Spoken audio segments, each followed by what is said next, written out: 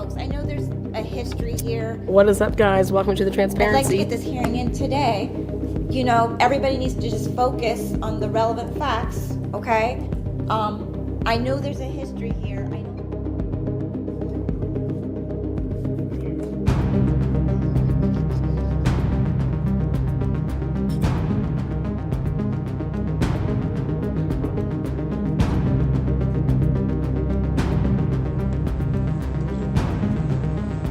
Are you talking up by Sunset Mart?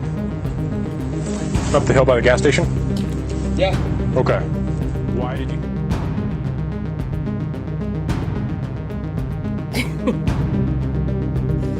Thank you, sweetness.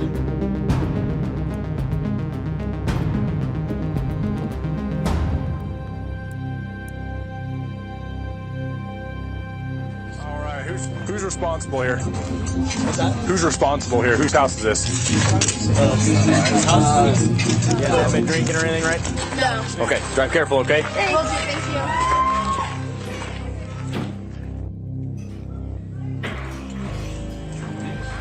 The other group had run away. It's all gray. Just ditched it. Awesome. It's freshly gray. This one's kept walking in the car. It's truly for the win. What is up, JJ?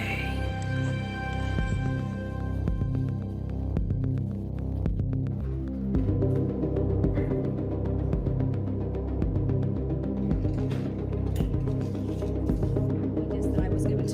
So there was 2 different discs. Okay, they all knew about it.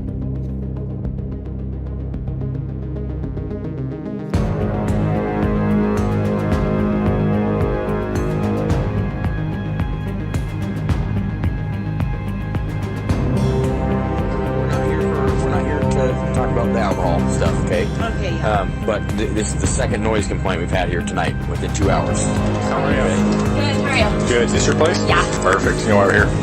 And ISP noise. Noise, yeah. Yeah. Big speaker right there. Yeah. Nothing against having a party. Once neighbors start calling in. What is up, guys? What is up?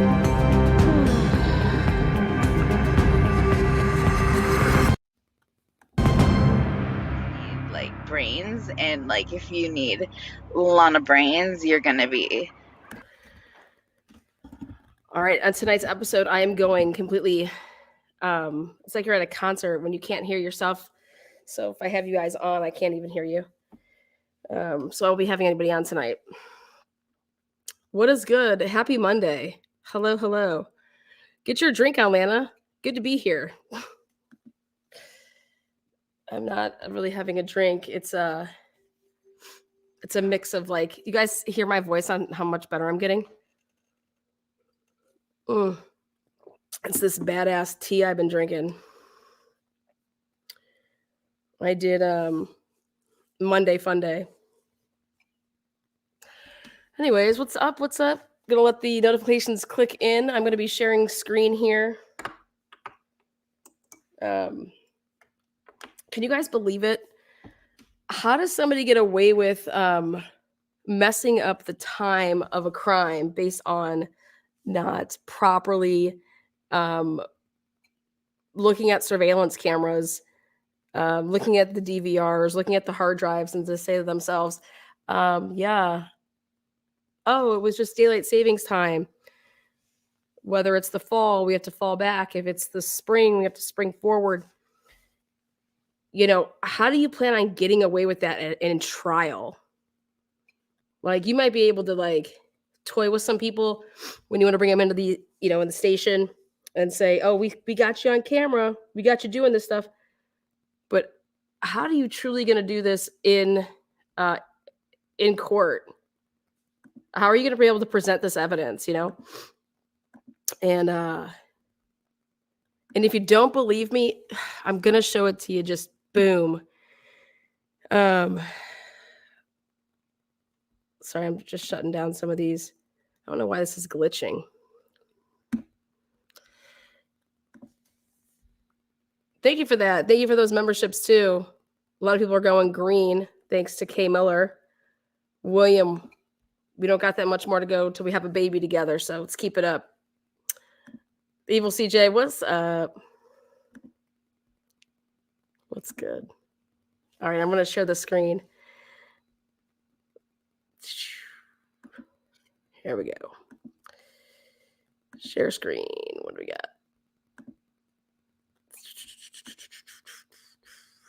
Here she is. Let's share this one. Look at that. Pretty beautiful thing. Look at this. I want to put some whiteness behind that. This black really messes it up. Let's try this.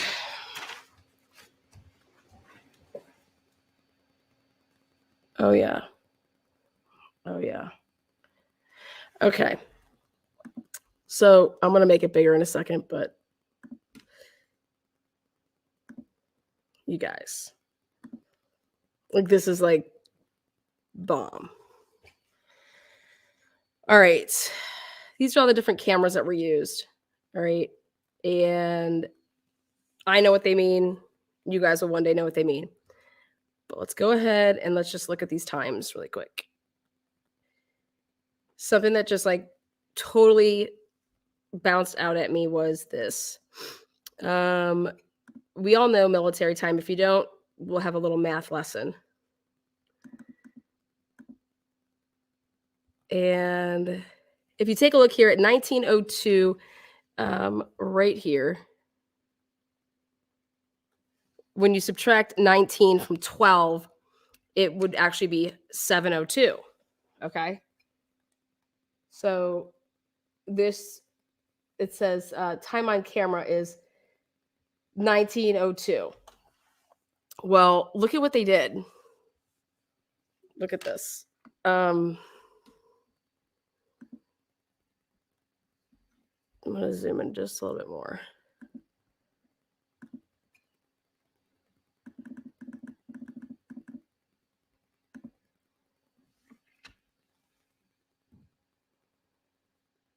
In 1902, they said, oh, the actual time is actually not 19. It's not 702. It's 602.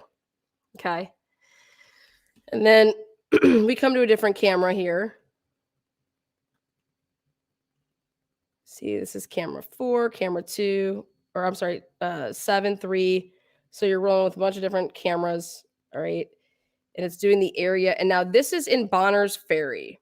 Okay. But this is ISP's work. All right. What that means is that ISP put this together. They put a huge presentation together to say, hey, you know, we're going to sit you down and we're going to show you all these clips.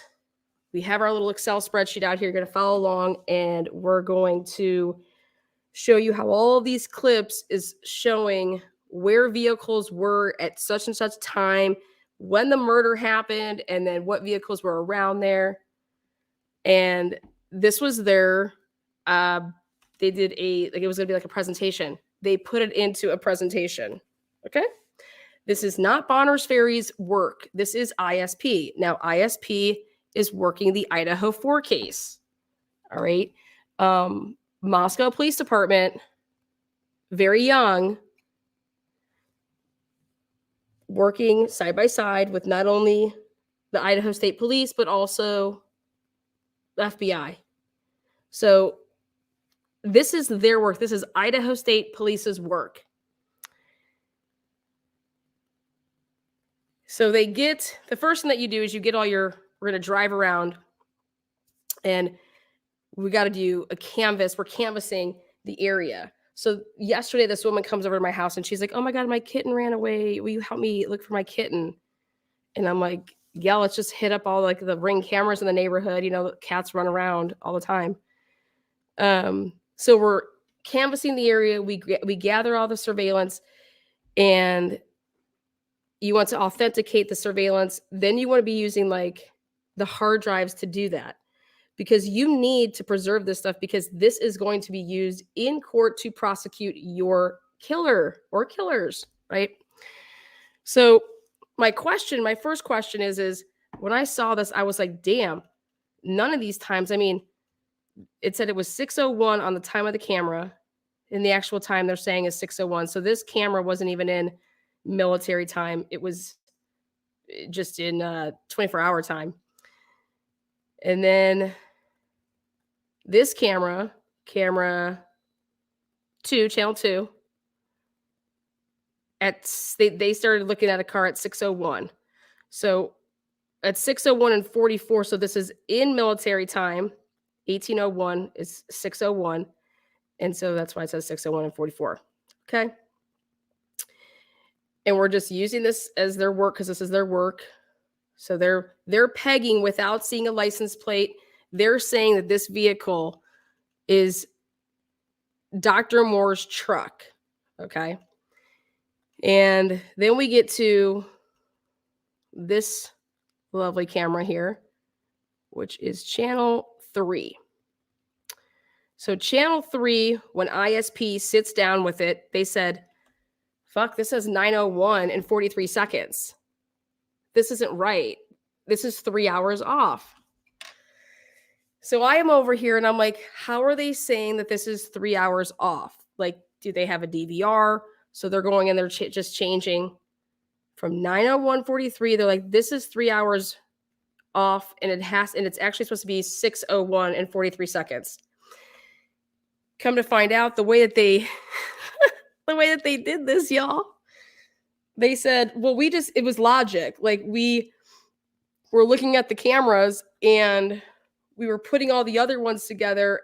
And so that's how we were able to determine how this one was off and how many minutes it was, because we're putting together like a little, you remember those books that we used to get and you could like flip all the pages and it would like tell a story? What are those little books called? You get them with little kids. What was it? Flip books. Yes. They're basically trying to say the way that they determined this was basically off of a flip book. Okay. Now, I started laughing. Yeah, there it is, flip book. There you go. See, you guys. Yeah. So they flip booked this shit. Okay. Number 1. Number 2. We get to next camera up, which is, it says it on the camera that it's 19:02. And now we all know when you take the 12 and you subtract it from 19, it's a 7. So it's 7:02. All right. But no, they're saying no, it is 6:02. Okay. And now what they're saying is, in this clip, you see Dr. Moore's truck turn northbound on US 95. He's turning east on Harrison. And where he's turning east, it's to go to the coroner's house, Millette. And I'm over here again laughing because I said, wait a second. So 19:02, all right, is supposed to be 7:02. But here they're moving the clocks back. Okay. We're in spring, y'all. It is March 12th, 2020. And on March 8th, just 4 days before, was Sunday. Okay, because this was on a Thursday. So we have Sunday that at 2 a.m., you guys know what happens. And all of our clocks go forward, not backwards. Okay. Not backwards, but they go forward. And if you didn't know that, it's okay, guys. Truth and Transparency's got you covered. Okay. It goes forward. You don't fall back. You fall back, you spring forward. Okay. So if anything here, this 19:02, so then I get surveillance. Okay. And I said, I physically want to see I want to see at least the timestamps of these videos I just want to actually physically see a timestamp. And so I get it. And the one that I get that I wanted was on the screenshot. So on the camera that you're watching, if I was to tell the guy at the station, hey, at the gas station or at the burger place, hey, I need you to go and look at around 7:30. Okay. This happened around 7:30. Okay. So let me ask you guys, if you were looking and you didn't change your clocks and it wasn't on automatic, if you sit down and it says 2024, so 2024, that would tell me, if I didn't change my clocks, that would actually be 824 without it being changed. And so it means that I actually have to go forward. Okay. So 2024 on what I'm looking at I would think that it's 824 until I ask the provider, hey, did your clocks automatically change? Did they move up on their own? Do you have to manually do that? Did you do that? Can we take a look at the hard drive? Because that's what you do. That's how you authenticate stuff. That's like saying, here, I'm going to take a screenshot and give it to you in court. No. You have to provide the metadata with that screenshot, and then provide the IP to show that where it was, geolocation, shit like that.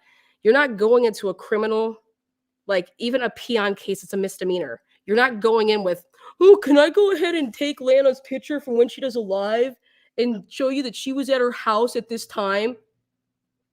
No, you can't. Okay. You're gonna need some metadata. You're gonna need some IP. There's things that you have to do. It's not how it works. You know, criminal court, a lot different. You got to prove your shit. So looking at this, I immediately said, first of all, these cameras aren't even in order as far as chronologically goes. And if you're following around this dotted vehicle, okay.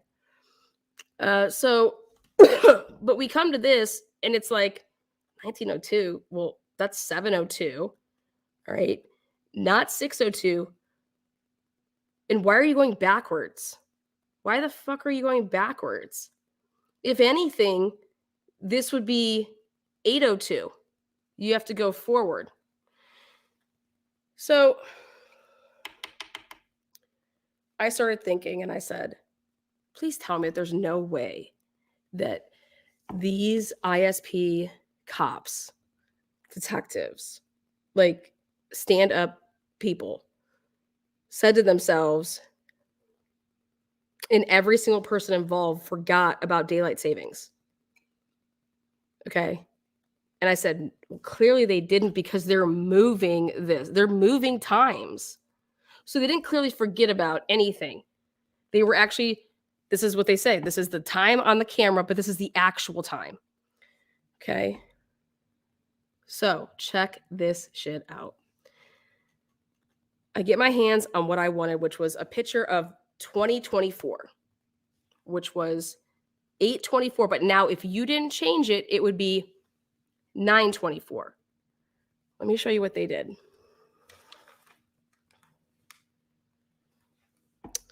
They say that the time of the murder was at 7:26. Do you see what the fuck this is right here? This is Tina with What the Fuck Translation Services. I just can't even believe it. Ready? Oh my God, look at this. 8:24 and 30 seconds. Do you see this? And then they don't even have anything right here. They said, fuck it, we're not even gonna put what the clock said. 8:24 and 30 seconds. And they said to themselves, it's not 8:24, it's 7:24. And I said to myself, well, it's wrong like twice. Not just once, but it's wrong twice. They're saying these brilliant people sat down with each other, okay? And this is the time of the murder, okay? And they go and they take these cameras and go the wrong way. The wrong way. So they said to themselves, they were looking at the camera and it said 8:24. And they're like, no, it says 8:24 because that's what 2024 is. Okay. But that's wrong. It's 7:24 because we have to go back. Do you understand this? Go back.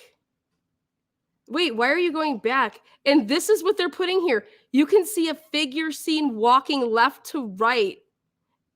This is this figure that they say they see walking left to right. First of all, it's not a figure. Second of all, it ain't no motherfucking 7:24 p.m. It is 9:24. Okay, 9:24. It ain't even 8.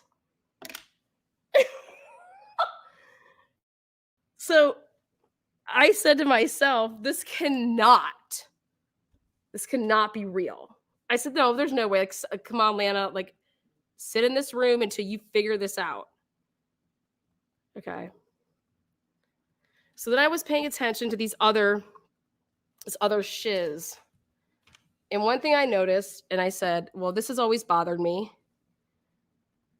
They are wrong. They're way wrong. They are more wrong. This is what you think that you're going to convict somebody off of. This is why you don't have a killer. Okay. Right here. This has always bothered me. 7:14 and 50 seconds. 7:14 and 45 seconds. And 7:14 and 40 seconds. What in the what? This is not even in the right order. Like 40 seconds comes before 45 and 50. In case we did not know this, Idaho, I'm helping you guys out. All right. But these cameras over here, when you know, I get that you put it on your database and your Excel spreadsheet, but wouldn't it stick out to you that Jesus, 7:14 in 50 seconds? I mean, 7:14, 45. What? No, I have to like move these cameras. Well, how can you switch the cameras? How can you switch the order of the cameras? You're following a vehicle. Okay. This is so bad and horrible, but this is an exhibit. This is the ISP work. This is a straight fucking exhibit for murder. For murder. For murder. It's okay. We can just, this is their work. What is up, Cole? Thank you so much. You guys, I this is unreal. You know, I have no idea what people watch nowadays, but if you want to know anything about the Idaho4 case and ISP and the Dr. Drake case and Dr. Moore case, I mean, I'm literally laying it out for you guys in black and white with actual physical evidence that is not coming from me. I didn't make this fucking piece of shit. This ain't my work. My work would never be this pathetic. This is an exhibit.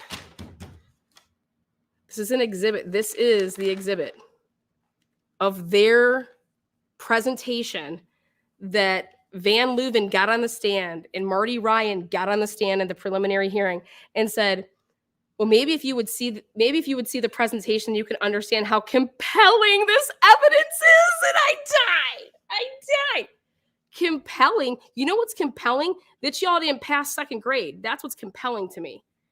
And we can't say it's Bonner's. It ain't Bonner's fault. It's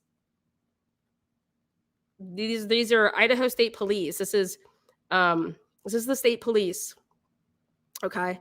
And then this is somebody not having any cahoons to ever look at this and say, hey, I know that I'm just like a peon, but there, you guys, this can't possibly be right. I mean, look at this order. Even if we just take this order, like, come on, guys. I learned how to read a clock in first grade, you know? Like, this just can't even be right here because it's like not in order. Then how do you take this 2017? Oh, no, that means 717. No, it don't. No, it means actually 817. So what you're telling me is that you moved the clock back. Why would you do that? Why would you do that? If me and all of you guys out there were conducting a murder investigation and we're all looking at surveillance and I said, okay, guys, the murder happened. We get a phone call at 7:29. Okay, allegedly. So we're thinking that it happened somewhere around 7:29. Easy math would say 7:30. When we're looking at surveillance cameras, we have to know if the cameras were manually, or rather audio, automatically moved. And how you're going to do that is we need the hard drive. Then then we're going to have to look at if they were, mark those and show that they were. And then we need to mark the other cameras and show what the actual time on the camera showed and that they weren't moved. And now we have to move them forward. So if we're looking for something to have happened at 7:30, we need to look at 1900 hours. Okay. 1800 hours. You need, because at 1800 hours, that would be 6 o'clock, but that's just because they didn't push it forward. So it's really 7. So we need to be looking at everything. So this right here, they're talking about the 1800s. All right. That's not 6:01. That's 7:01. Okay. So then this is what I did. I told you guys, I said, hey guys, I'm looking for a white ridgeline. It could possibly be an avalanche, but I'm telling you, it's a white ridgeline. Like, I'm 99%, but I'm going to give it, just because I'd rather be on the cautious side, I'll let you guys send me pictures of avalanches, but I'm telling you what I'm looking for. Because I did my own investigation based off of the correct times that I believe are the correct times. So I'm looking at a completely different timeline, okay? And what I was looking for is something that I saw that I thought stuck out to me, which was this white ridgeline, a red car, a gray Subaru. But this ridgeline, I believe I found it with the help of one of my friends. You guys are going to die. I almost died when I saw it. You will never believe who the fuck owns a white ridgeline. Well, Isaac Funderburg moved very, very shortly after the murder. God, I have 41 text messages, people. Come on now. But Isaac Funderburg is a younger guy at the time. He's 19 years old. His girlfriend was 17. And his mom actually had him at a young age. So they were hunting around for this silver Subaru that looks like a station wagon, but it's a Subaru. And I wanted to find this white ridgeline. So we're obviously hunting around. And sure as shit, come across this. I'm going to share it on the screen. All right. Let me just put this in my email.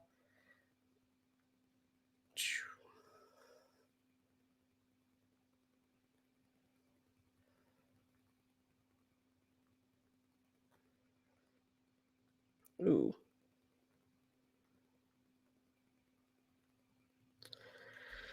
We'll send that one off.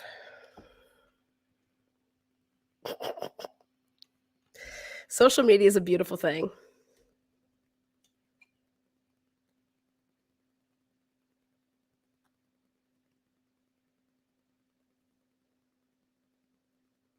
You guys can tell me what you think. If you think it's and let's talk about the Moore case. Some may have been late. Yeah, it's actually a mix. It's ISP work. You guys, what I'm showing you guys is ISP work. Like, this is everything to do with the case against Brian Kober relies on following around a vehicle that does not have a license plate. This was their work that they did in 2020. The ISP detectives put this together, and this is how they obtained a search warrant. Multiple search warrants is because of this work. and like period. This work. All right, so I just sent that off. Now, where's this other one I wanted? I wanted this other one. Hold on one second. There she is. She's such a beauty. When I say that I died, guys, I died. I legit died. I said, get out of here. I said, fuck, you can't make this shit up. Okay. You know what happens sometimes when you like a certain like brand or of a vehicle, you'll buy one and then you'll buy another one, because you like it that much.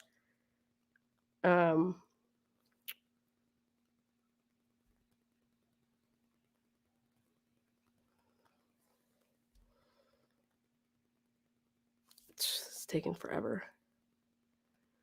I die every stream. I do.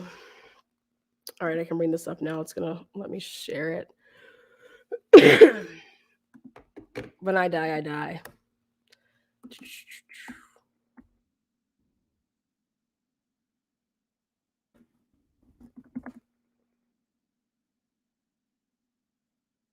God, my stuff is moving so slow today.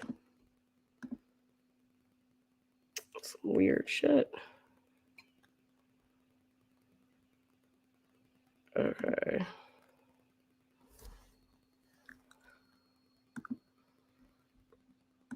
Okay, photo number 1 is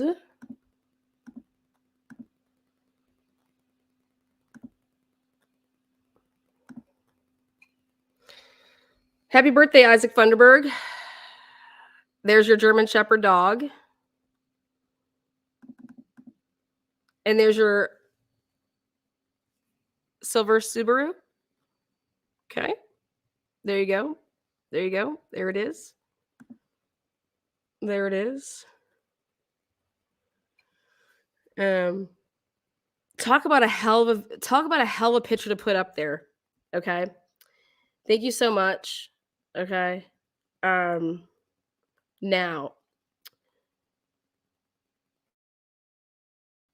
the next thing. All right. Now the next thing is let's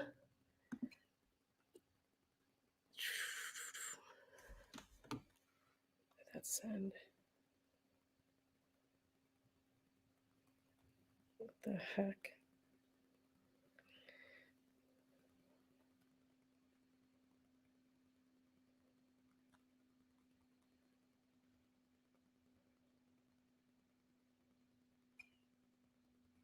Thank you.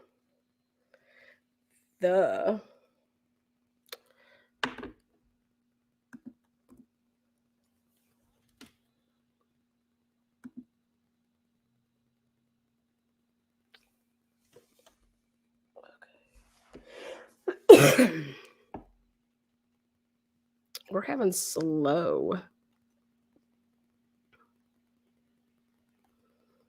Okay, like what? Oh, thank you. Thank you. Slow, so slow.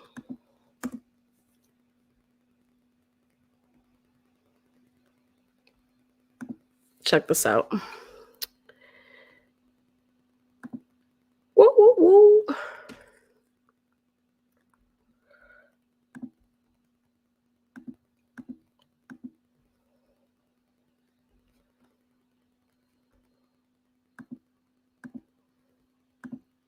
Yeah, this is totally moving so slow. I'm going to have to reset this.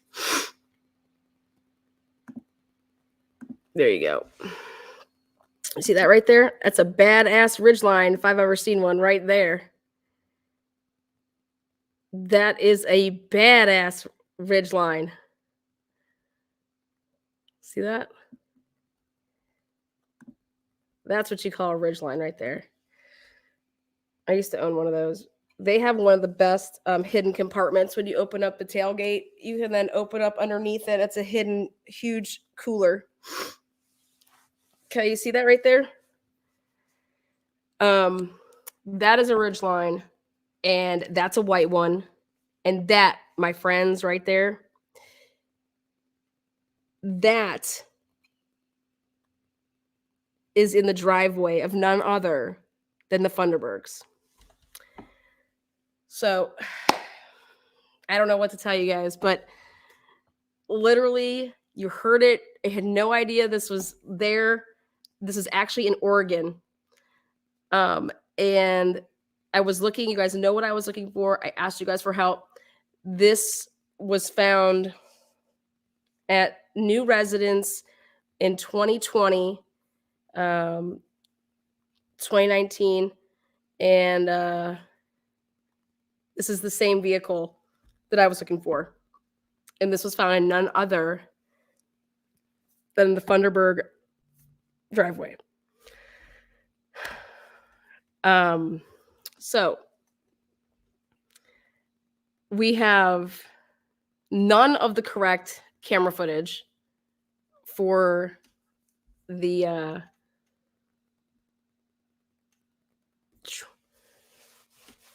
time of the crime of Dr. Moore or Dr. Drake's case. Nothing around it. No idea what white truck they're following, but all I can tell you is that Bonners Ferry has so many white trucks. It's not even funny. So many white trucks. But this truck right here, this Ridgeline right here, this is a very, very, very distinctive vehicle. It's also a Subaru. It was very distinctive. A Subaru looks like a station wagon. Now check this out. Back in the day, don't know if she still works there, but across from Super One, where everybody said they went that day, across from Super One is the motel, the hotel. Okay. The Kootenai, I don't know, whatever it's called. I'm about to pull it up. And don't know how long it was for. Don't know if it was, a long time, not that long. But Isaac Funderburg's mother worked there. Okay. Do you guys remember Jennifer Drake saying that prior to her husband living out of his office for 2 nights a week, Mondays and Thursday nights, he was staying at this hotel room. Okay. And she said, "Oh my God, I'm not going to have you stay there. Like, that's such a dump," or something like that, along those lines. What's up, Dave? How are you there? Good to see you.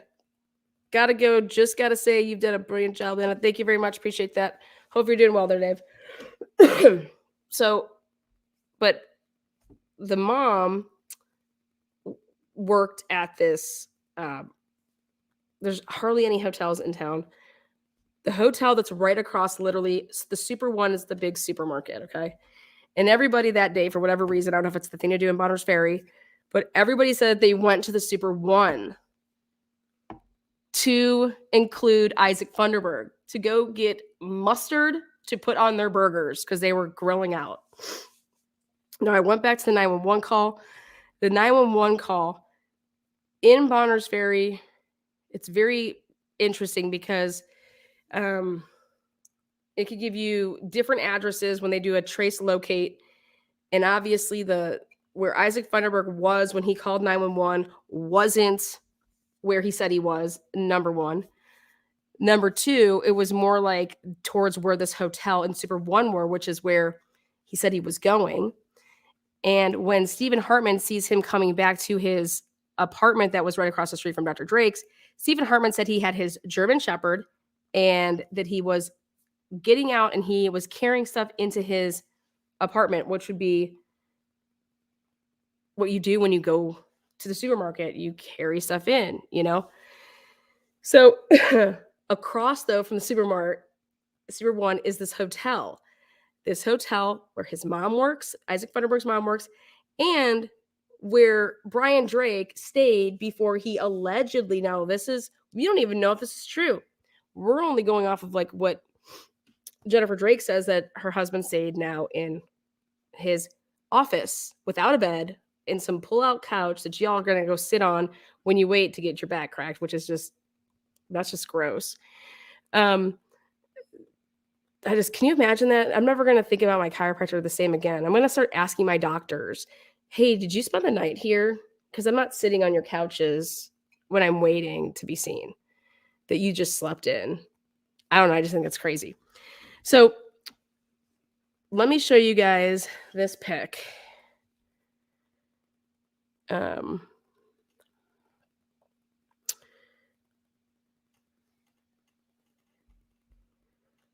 Let's see.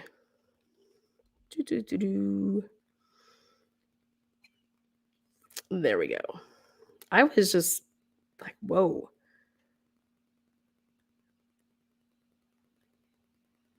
Okay. That one, we'll do that one, and we'll do this one. And we'll do one more. I'll give you guys 3 picks. Got to keep my goods preserved. I was getting down when I was hunting. I would use that one. Okay. Just so I can show you guys how unbiased I am. Very unbiased over here. We go for the truth over here. Here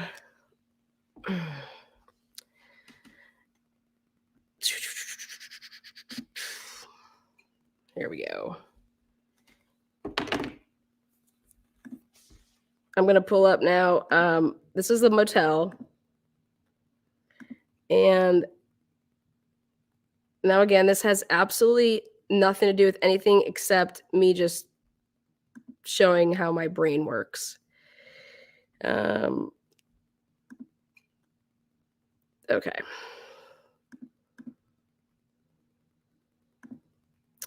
Picture number 1 is a Subaru. Okay. And this is 6413 Main Street. So if you were to call 911 and did a trace locate from this area, that's what you're looking at as far as an address that would pop up in this area. Now, I noticed that it was parked right next to this, which is not that, this. So 6409. Right here is the motel. Do you see that baby right there? Let me tell you what people do sometimes. They like a vehicle so much that they end up buying the same vehicle, just, a newer model down the road. And so Subaru customers are customers for life. Exactly. So I went back to 2007. I went back to 2016. And what do I find? I find this beautiful Subaru where the mom worked. Okay. Now, does it mean anything? No, but it's circumstantial to me. So, and I looked at the way that the hotel had transformed over the days and over the years, and it's looking way better than it ever has. So good job on that, who's ever running that hotel. I don't know what your guys' rooms look like, but on the outside, thumbs up. So yes. So then I went ahead and I looked, and I was like, it's interesting because of also the address that's popping up. I do believe that Isaac Funderburg, when he called 911, he was not in the same location. He was driving around. You can also tell by when he says over there, and now he says like over here. It's like when he's at a certain spot, now he's speaking as if where he's describing the place, whatever he's describing, and based on his location at that time, that's why he's changing up his over there and then over here. That's why I believe that that's happening. Now, to show you that not biased here, this is in one of the parking lots. See, very similar. And so depending on if we were to get, better footage and able to really hone in, the Ridgeline does not have black rims. This has black rims. All right. So we found a vehicle that we feel that if it is not a Ridgeline, this is very, very close. So anybody that participated in the game of life, you guys did well. We were up and down at Bonner's Ferry like crazy people. Yeah, this is your Chevy. Yep. So, anyways, but obviously this is just in a random parking lot. No idea who it belongs to as of now. I'm putting up a drone in Bonners.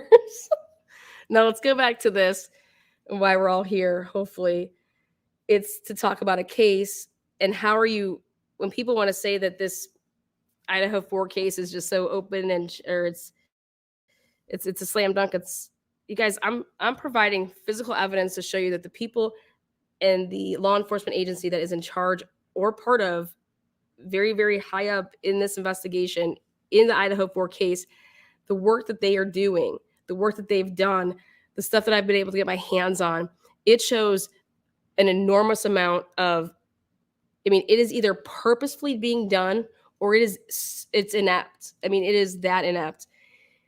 And one can only start to think that it's not inept. It's purposely being done. Because if you actually go listen to the preliminary hearing in the Dr. Drake case, the prosecutor knows that he has a 911 call, that it is not what he is representing. And he pulls, have you guys ever heard of somebody putting evidence in saying we want to, admit, exhibit 2. Then right before you're done with resting your case, you say, oh, we want to go ahead and withdraw exhibit 2. Have you ever heard that before? Very few and far between, right? I've never heard it before. It was the first time for me, and it was with this case. And they withdrew the 911 call that allegedly Jennifer Drake made, that they never played because it wasn't working properly, right?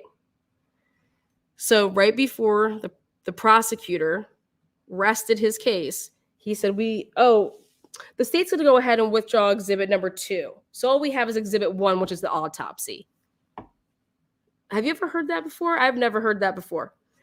And he's like, you want to withdraw it? He's like, okay, well then exhibit 2 will be withdrawn. And I'm over here just like, come on, like it's right there, the writing's on the wall, why he had to do that. They can't have that up there. That'll be on the record. Now by them withdrawing it, and they never physically got to play it. So even in the transcripts, there's nothing transcribed. It just says a video or, an audio video is playing. And it only played for like a couple seconds before it was like, oh my God, this is not it. Objection. Stop playing that right now. That is not it. And blah, blah, blah. So I went one step further and we put a FOIA request in at Bonners County. So crazy. When you call 911, wherever you're at, that's where it's going to be sent. Okay. Well, what Jennifer Drake told authorities was that she was at home sitting on her couch, right, with her daughter next to her when she made her 911 call, and that she was like in Hayden, Coeur d'Alene, and that she talked to the Kootenai County Dispatch, and Kootenai County Dispatch then patched her through to Bonners County and then Boundary County. Now, Bonners County is actually not where Bonners Ferry is. Bonners County is where Sandpoint is, which is like in between where Hayden is from Bonners Ferry. So something that was never requested by anybody to date was a 911 call made to Bonners County. Well, we went ahead and did that because we listened again to the 911 call. And there was only one patch through, which was Jennifer Drake had to have been in the limits of Bonners County when she made the 911 call, which would be not in Hayden, would be like 45 minutes away from Hayden towards Bonners Ferry, which would mean if she left at 6:42, 6:50, got out of Bonners Ferry. This is if Okay, this is not saying that this happened, but I'm saying if you work your way from Bonners Ferry to Hayden and you leave, let's say at 6:45, 6:50, in that area, and then you go and you make a phone call, let's say at 7:40 p.m. How many minutes is that? That puts you in Bonners County. That puts you by and where Sandpoint is.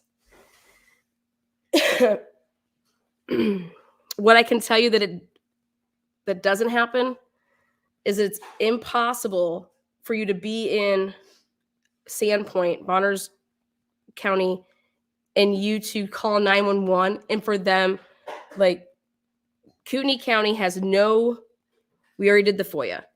Jennifer Drake was not in Hayden on her couch when she called 911, and they knew it. Prosecutors knew it. The detectives, ISP, knew it. They were covering for this woman. So I want to know if they were doing it for this woman. I can prove this is, I've already proven this. I want to know the same people. What are they covering up with the Idaho4 911, which we still today haven't even heard. Now, I have Jennifer Drake's phone records. Got them all. Jennifer Drake did not call 911 from her cell phone. What do you mean, Lana? She did not call 911 from her cell phone. She does not have a landline. So how did Jennifer Drake, how was there a 911 call? Well, she used somebody else's phone. Whose phone did she use?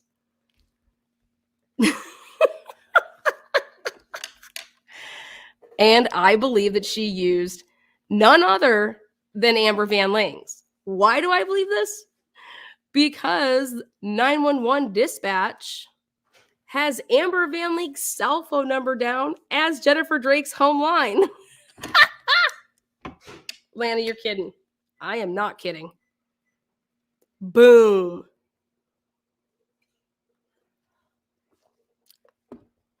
But now why would, oh, there she goes, the gifting queen, Kay Miller on it. You get a membership. You get a membership. Everybody gets a membership. Now the question is why would anybody cover for Jennifer Drake? Why would anybody cover for anybody that would commit murder, or conspire to have somebody killed? Okay. Well, I would like to say that I give a flying fuck about that. And maybe I will, because I do believe that Brian Drake deserves justice, especially for something as cold-hearted as this shit.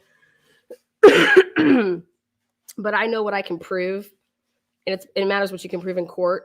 And I can prove that Dr. Moore did not kill Dr. Drake. I can prove that they manipulated evidence. I can prove that they fabricated evidence. Manipulation and fabrication, two different things. I can prove that the prosecutors knew it. It's prosecutorial misconduct. I know that Dr. Moore is suing the fuck out of them, and I will be giving over all of my stuff. And I believe that my work single-handedly will award Dr. Moore with a civil win. No doubt about it. Period. The amount of defamation that's gone on. And Jennifer Drake, when she's asked the question, why do you think that Dr. Moore is the killer? Well, ISP tells me that. ISP's given me all this. ISP gave Jennifer Drake the whole discovery. Say what? Yeah. Yeah. Literally. ISP. Hey, did you, Mr. G, call up ISP and say, hey, you guys gave Jennifer Drake the whole discovery in her husband's murder. I want the whole discovery in my daughter's murder, because they gave it to Jennifer Drake. Jennifer Drake has ISP's whole discovery right now for a crime that is considered to be unsolved. It's a unsolved homicide. It's an open investigation, isn't it? So what did I do? Fucking FOIA'd the fuck out of ISP. I want what Jennifer Drake had. Let's go. You give it to one person, you got to give it to all of us. So thank you so much. But to think that greed got you to this point, if Jennifer Drake would have just kept her mouth shut, and not filed a civil claim against Dr. Moore for wrongful death, he didn't even know. He didn't even know her husband. Didn't even know her husband. But Jennifer Drake, if you were told, in fact, and if you truly had nothing to do with this, but I don't believe innocent people lie. So she's going to have a lot of explaining to do. But I will tell you this. If that woman has nothing to do with her husband's murder, if there's anybody that could help you, I know it would be me. I know that I could find the information that you would need to prove that you had nothing to do with your husband's murder. And I'm just a phone call away. I think that y'all need to sit down with the Moores. There needs to be a lot of retraction going on. And maybe you guys can collectively sue somebody. But you can't go around suing people and blaming people for people that didn't kill people. And I'll tell you what you can't do on my watch is law enforcement is not going to do this fabricating and manipulating of evidence. Okay. That's just not going to happen. And I can prove it. And then you guys hid it. You hid. And you guys are trying to say a 911 call happened at a time that it did not fucking happen. And from a place that it did not happen. I have the FOIA request. We have the 911 logs. Every 911 call that was made that Kootenai County took on 3/12/2020, I have them all during 7 to 8 p.m. And not a single one of them is Jennifer Drake. Nor is it Amber Van Ling. Nor is it her phone. Nor is it anyone's phone that's in her inner circle. I've checked every single phone. That shit takes a long time, but guess what? If I'm going to come out here and say it, I ain't going to look stupid. All right? And nobody pulls a 911 call from the official fucking record. Are you kidding me? Who have you guys ever heard that before in your lives? We're in a preliminary hearing, and here we go. Oh, by the way, we're going to rest our case. I'm going to go ahead and withdraw the 911 call, though, from the record. What? You're withdrawing Exhibit 2? Yeah, I am. That is in documents. God, because I think the prosecutor was like, dude, I can't go down for this. This is on my watch. Like, I'm going to try to be so sly as to take this out and hope nobody catches it. And nobody would have caught it. I caught it. But I'm not just nobody. And I have no problem saying that. I'm worth my weight in gold. I'm worth my weight in Fireball. But now the real questions should come into play, which is who had Brian Drake's cell phone between the hours of 6:42 p.m. and 10:19 p.m. Well, guess what? Don't you think if you used a cell phone all the time, your DNA would be all over that cell phone, right? I should expect to see my prints and my DNA all over this. Like you talking to it, you're like, then you're touching it. Your fingerprints should be all over it. Guess what? Guess what I want? I want one thing to have happen. I want Brian Drake's cell phone, both of them, the work one and the personal use. I want them. They've never been tested. They've never been tested for, they've never been sampled. I want DNA. I want those phones tested to see, are there any prints on these and whose DNA is on it? In my gut of guts, his phone is fucking wiped down completely. Because I know that they had it. I know that somebody else had it. I can prove that somebody had his phone while he was laying dead on that floor because the Cellbrite doesn't lie. And you guys know in the Murdaugh murders, remember how they had the expert get up there and talk about how the phone can move to the side and it's locked and then it's in this position. Then it walked for these many, well, his Dr. Drake's phone had been gotten into, and it opened up 2 text messages that were back to back. And I got to leave some booms for the courtroom. That way people out there they're going to try to fight it, can't come up with some ridiculous shit. They can try to come up with it on the fly. But it is impossible for a dead man to open up his phone between when he's laying on his dead body is on the floor of his office. And the cops say that they were there standing over it and that nobody came in, nobody touched anything, nobody did anything. Okay, then y'all did it. And I know the people that were in there, and I know who did it. I know who did that with that phone. And I'm going to prove it. I know who touched that phone. I know who opened that phone. And I know why they opened it. Who would need to look into someone's phone? And that's not what happened. You know what happens when you don't have a password on your phone? You know what happens? If you don't have a password on your phone, when you touch it just to do whatever, like it gets out of the unlock position automatically. You guys know what, if you have an iPhone and you just swipe up, it's just automatic. You don't have to type, you just into it, okay? Well, I don't have an Android. You guys that have Androids, if you don't have a passcode on it, what happens with your Android when you want to just when you hit the button, you can just do the same thing, right? Yeah. So let me tell you what happens if you're trying to wipe down a phone. Like wiping off DNA, wiping off prints.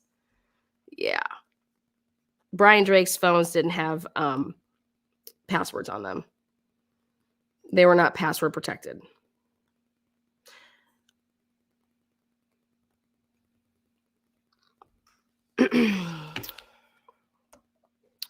Brian Drake's phones were used, and there was 2 phone calls that came in at 7:48 and 7:49. Then there were 2 text messages that came in there was a Jennifer Drake called at 7:32. Then at 7:48 and 7:49, 2 back-to-back phone calls came in, but Brian Drake's phone was off. What guy gets shot and turns off his phone? Come on, y'all. Come on, y'all. You know how I know that? Cellbrite. Cellbrite's amazing, man. Cellbrite's tell you everything about a phone. If you're going to go killing people, the last thing you ever want to do, there's 2 things you take. You take their IDs and you take their cell phones. You want to know why? It takes them longer to ID the person, so you don't want to leave somebody with an ID. And then number 2, their cell phones. All day, every day. You destroy that shit. Like, anybody that leaves a phone behind is just fucking the dumbest criminal out there. Stupid. I mean, who would ever leave Abby and Libby's phone, by the way? Or Abby didn't have one, Libby's phone. Like, fuck out of here. That was left there on purpose, y'all. Also, yeah, so that's if you're going to be a criminal, you need to take people's IDs and you need to take their cell phones if you're going to commit some crimes. You want to leave your cell phone at home as well. And you want to leave it on like YouTube Shorts. What do you want? A pencil? Here you go. You're welcome. Let me know if you want to get away with some crimes. Yeah, I'm just unethical as fuck over here. I'll just tell you what I find and I'll tell you how I wouldn't do it. So going back to the biggest piece is to see ISP do what they're doing. I dissected this shit out of this other case because it has everything to do with Brian Kohlberger being innocent or guilty. And so sit here and tell me how Ann Taylor won't be able to use this and say, well, is this your work? Isn't this what you guys stand by? I mean, Tolson was involved with this. Here's what you put together. And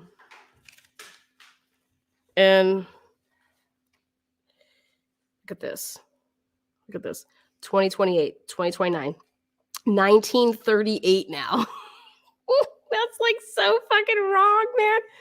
Okay, at 9:28, this is what's going on. At 9:29, this is what's going on. This is what they have. And then this clock right here, or this time, this thing that says 10:27 and 35, like channel 4. Channel 4 is up here. They said, no, that's wrong. It's really like y'all are just so wrong. Like this is just, and then when you read actually what they're saying is occurring, you guys are following a vehicle. You guys are following a vehicle hours, hours, not even around the time of the crime. And then when you actually go look at the log with the 911 and all the dispatching, you guys, I've never seen so much fuckerage in my life. Do you know who owns the Far North coffee place that's next to where the murder happened? Marty Ryan's family that he married into. His wife's family. His wife's family. She's a hottie blonde.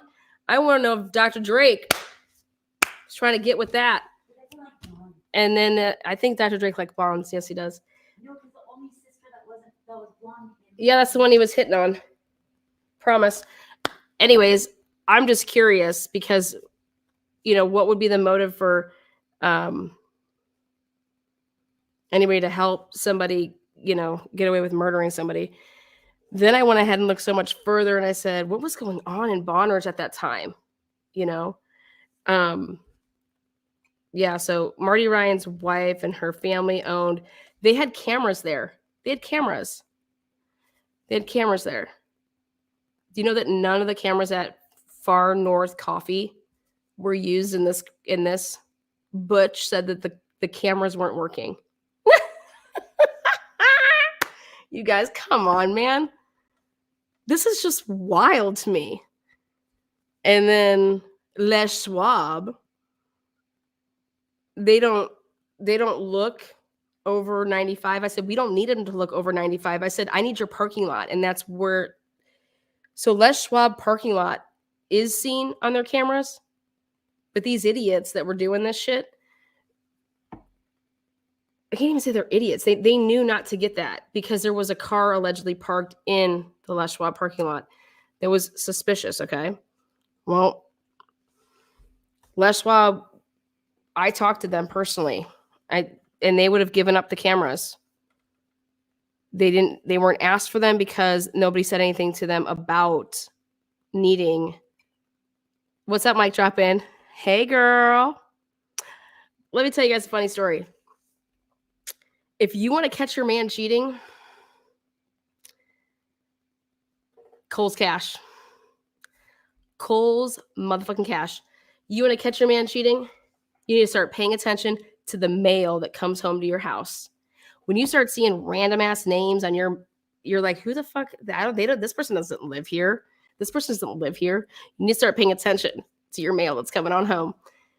Because when your man is using his and Mrs.'s Kohl card to get his Kohl's Cash on, or vice versa, those department stores happen sometimes to ask for your driver's license for them to, make sure it's you and stuff like that. Well, then guess what they do? They sometimes will change or they might send you a coupon because you're such a valued customer. Well, when your mistress's name gets sent with some coupons from some Kohl's Cash onto your house and you're like, who the fuck is Mary? Who the fuck is Mary? Then you look at the last name and you're like, I know that name. Oh my God, that's my man's secretary. What the fuck? Now that's how you can catch some people. Legit. It's almost as proof as DNA in a sheath. Kohl's Cash though, man. Kohl's Cash getting people caught. cheating. I love it. I love it. What a bunch of dumbasses. You just had to get that sale, man. That extra 20% off. your dick just lost 20% off. Yeah. So if you just be careful, man. Just be careful when you're using your mistress's Kohl's card or getting that Kohl's cash. Anyways, just start paying attention to when your mail comes through and you're getting coupons and they're not for you. Pay attention. You guys know what I'm talking about. That extra Kohl's, man. They get you every time. You got to do the peel off to see if you get the extra like 10, 20, or 30% off. Yeah. So ISP, what a shithole.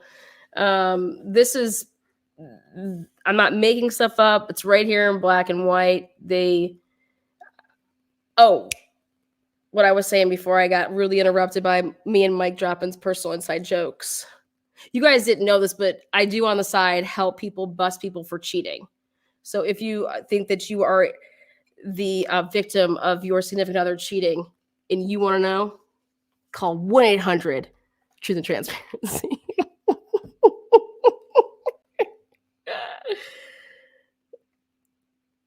I got where my body came. I got him. You want me to go into the hotel room? You want me to get him? You guys remember that show? Cheaters. It's gonna be an extra 100 if you really want me to put the cam on and get all up in that like JLR would. Oh my god, I think JLR would be the perfect person to go find cheaters. Oh god, I think I found a calling for him. So I was wondering what was going on in Bonner's Ferry. I'm like, what the fuck? Doctor just drops down dead. They're covering up for this. Who gives a fuck? They don't even know the guy. He's not a resident there. Why are you going to go through extra lengths to like cover up a murder? I get it that you guys don't get murders all the time, but Bonner's didn't handle this. ISP did, you know what I mean? And they handle murders often, right? Way more often than Bonner's Ferry does. Well, did some digging. And I struck some gold. Not sure if you guys know this, but in Bonner's Ferry is very, very close to the Canadian border. Like really, really close. Like literally, you could be to Canada in, I don't know, 30 minutes. Just whoop. So I was, searching drug deals, drug busts in Bonner's. Big drug busts. And I came across a slamming one that I thought mattered. And it was, where is it? Right after the preliminary hearing for Dr. Moore's case, Dr. Drake's case. Oh, when the judge found probable cause to continue this case, I said, get out, man. These people had the duffel bags were found to contain 84 pounds of coke valued at approximately $1.2 million and 198 pounds of methamphetamine valued at approximately $960,000 for right a little bit over 2 mil, 2.15 mil, something in that ballpark. And they were found 10/26/2020. The preliminary hearing was 10/2/2020. So Bonner's Ferry, Idaho, U.S. Border Patrol agents assigned to the Bonner's Ferry station seized 5 duffel bags. And I'm going to actually send this and I'm going to put this up there because these people were in the middle of the woods, kind of like literally left these duffel bags, started running. Craziness. Oh my gosh, thank you. Truth and Transparency rocks. Good work on the truck stuff, everyone. I wish I had played. Oh, I love this channel and all of you. Oh, thanks, Kelly, so much. That's fucking awesome. Well, I'm going to have another game for us to play when we do this one. We are on the hunt for a Range Rover, y'all. We are on the hunt for the owner of the Range Rover. They don't want to release the information on who was involved in this $2.15 million drug bust. Big ass shit. Actually, 2.6 to be specific. But 5 duffel bags of narcotics valued And it was right there on the U.S.-Canada border on Friday. The agents who were assigned to the Bonners Ferry station were called to a remote forest service road for reports of suspicious activity. That means we have a rat, y'all. Nobody calls for suspicious activity in the middle of the fucking woods. Like, that's a lie. This is CI shit. This is Ratville. An agent responded and found 2 people concealing themselves who then fled across the border. They then threw these bags, like mass. I'm going to put it up there. I'll put it on my community page. The agents located 5 duffel bags. Like I told you how much stuff was in there. A dark colored Range Rover was seen leaving the scene and was quickly located by Idaho State Police. What I think is interesting is that in this article, you would think that they would tell you who was in the Range Rover, who was driving this Range Rover. They don't. They say the driver was taken into custody and the 2 suspects who crossed the border were arrested by the Royal Canadian blah, blah, blah. Yes. Border Patrol provided the Idaho State Police with a description of the vehicle, a dark-colored Range Rover, which was observed leaving the area of the smuggling event. Smuggling them drugs. Idaho State Police quickly located the suspect vehicle along the DA was working with, they were collaborating with people. So if you're doing this stuff, if this was a bust in on 2020, October 26th, 2020, you guys, this plan didn't just like happen overnight. So they're doing this stuff, okay? So you want to talk about people getting, what could Dr. Drake been mixed up with if it wasn't like a wife cheating insurance, I want to get my mail. What's up? What was going on? And Bonners Ferry is hella high traffic for methamphetamines, cocaine, and they're taking it, the Canadian border's right there. People are using that as they go. And then there's a lot of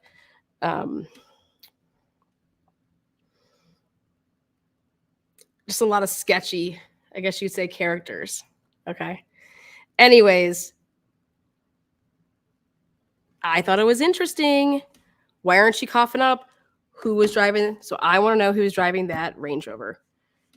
And I want to know, I believe this was CI material, and Marty Ryan was all big into like the drugs task force. Like, he's been working, that was his thing. And yeah. They also said that Dr. Drake had 3 cell phones. They said in a interview with Jennifer Drake, ISP said, yeah, we have, all 3 of his phones. We have a Fire Stick. We have this iPad. And I said, 3 phones. I said, well, I only got 2 phones and we only have information on and cell brights on 2 phones. And so, and when this interview happened, Jennifer Drake didn't even blink. If you told me my boyfriend or girlfriend or fiance or husband, wife had 3 phones, I would say, excuse me? Like, that would take me back. I mean, what do you mean 3 phones? So I don't know if they said that to see if she would say something. She didn't even flinch. She said, oh, you got everything? Oh, did you get the Fire too? Like the Fire Stick? And they're like, yeah, we got that, the iPad. And I'm thinking, I'd been like, 3, he has his work phone and he has his regular phone. What do you mean 3 phones? Nope, she didn't fucking blink. And only in evidence that they ran through Cellbrite were 2 phones. Like Kevin Gates, 2 phones. So, again, you can't get anything past me as long as I read it. If I read it, your curtains. Photographic memories come in handy sometimes, but you can't really sleep that well with them.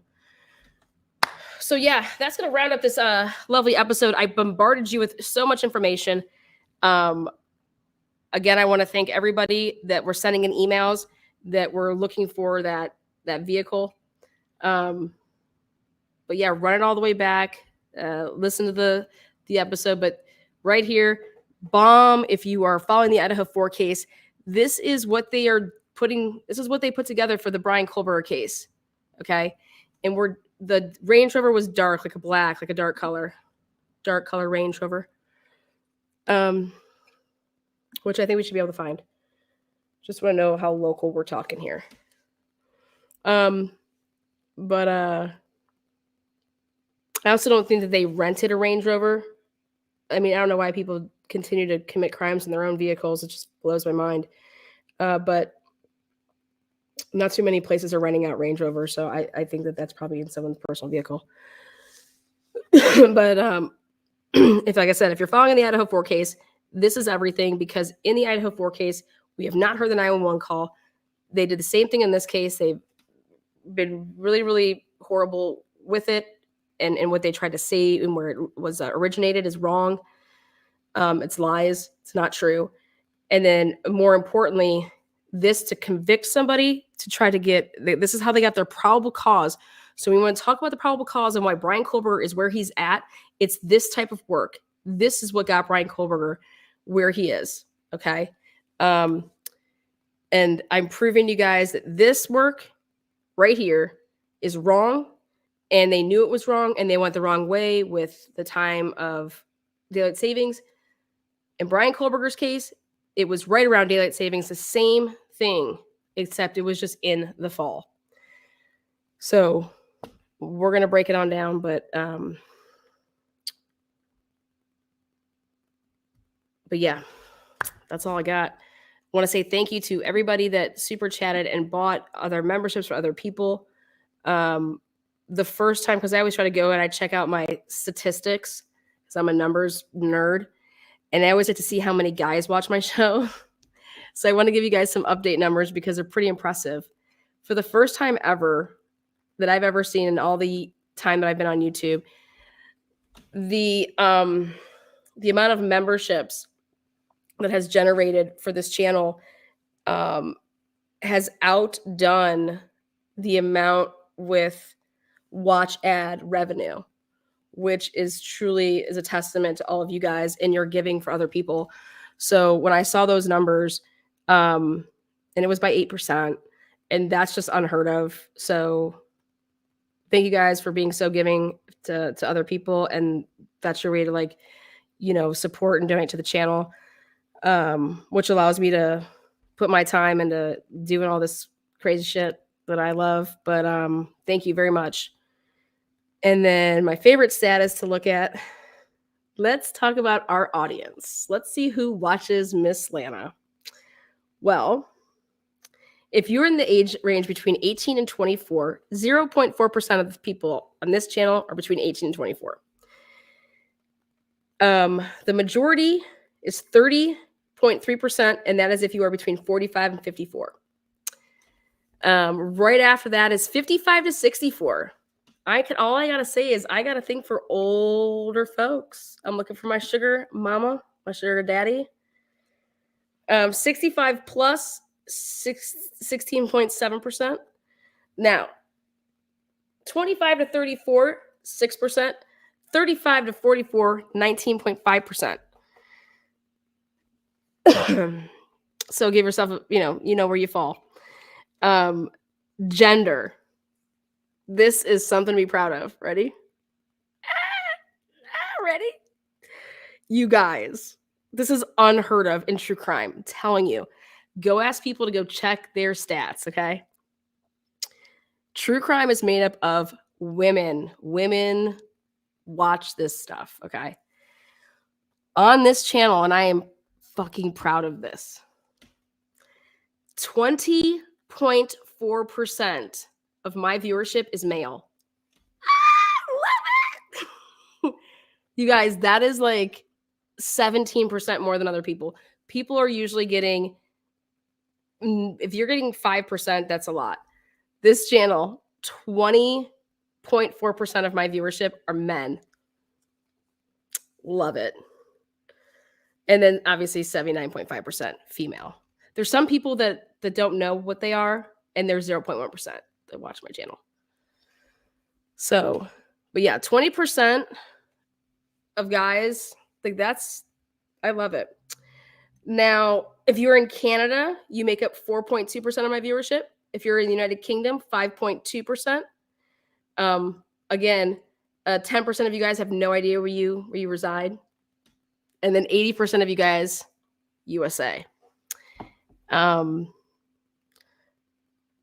then think about this. Ready? When we always say it's free to subscribe. So what you do is you go and you just click so that way you can get notifications and you can tell when Lana's going to do a live or if she drops a video, you guys get notified. And it's free to subscribe and you just click it. If you hit the subscribe button and you count as one of the subscribers. Also, it allows you to type in chat here and be part of the live. And then if you're a member, you get members only lives. You get to bypass if I have to have slow chat on, you don't ever have to be slowed out. So it's pretty cool.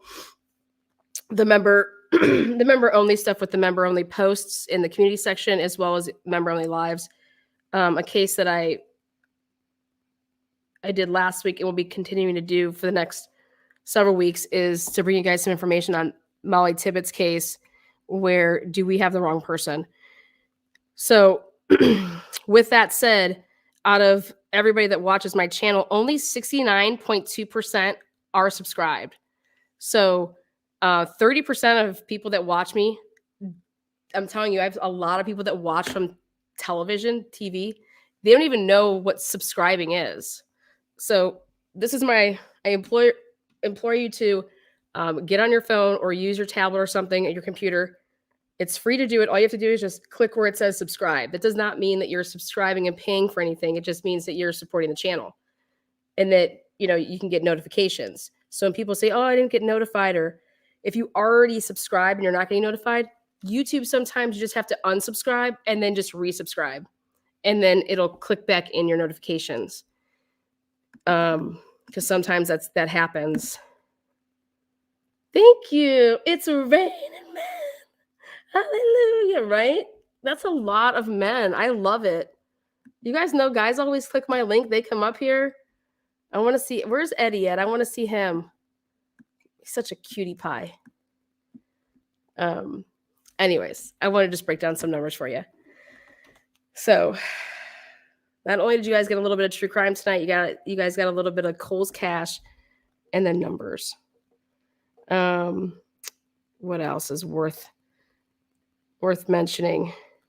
Oh, and then this thing that they do, which I don't even know if you guys know this, but it keeps track of like who your audience also watches. So like it'll tell me, it gives me 1, 2, 3, 4, 5, 6, 7, 8, 9, 10, 11, 12, 13, 14, 15. It gives me the 15 top channels of all of you guys that watch me. It tells me who you guys watch. And it's interesting. And sometimes I know the channels, and sometimes I'm like, I don't even know who the fuck that is. So, but yeah, Cole's Cash will never be the same. So yeah, make sure you guys check during the holidays. Make sure you guys check to see if you guys are getting any coupons and see whose name is on there. And if you see a name that you don't recognize, let us know here at Truth and Transparency, and we will tell you who they are. And if you need to worry if your man's stepping outside. All right, guys. It doesn't tell me who you specifically watch.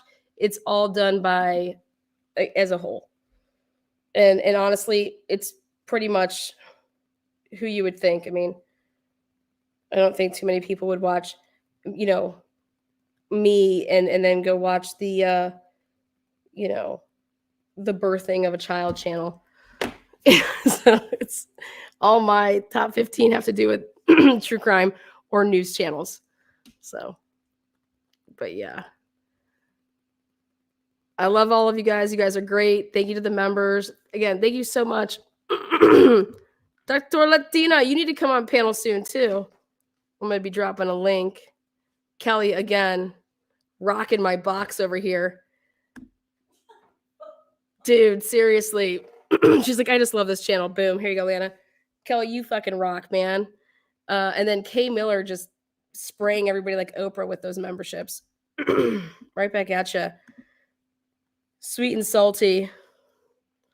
Just the tip, baby. Carmela, like I said, if I was to have a baby girl, that'd be a top choice for my name. Carmela, it's so cute. Speaking of cuteness, my son's keeps you on my toes, that little cutie pie. All right, guys. This one is a wrap. Thank you so much. And I'll be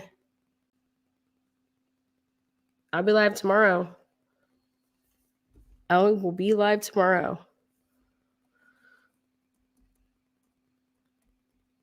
Okay. Till next time, guys. Peace out, Girl Scouts. This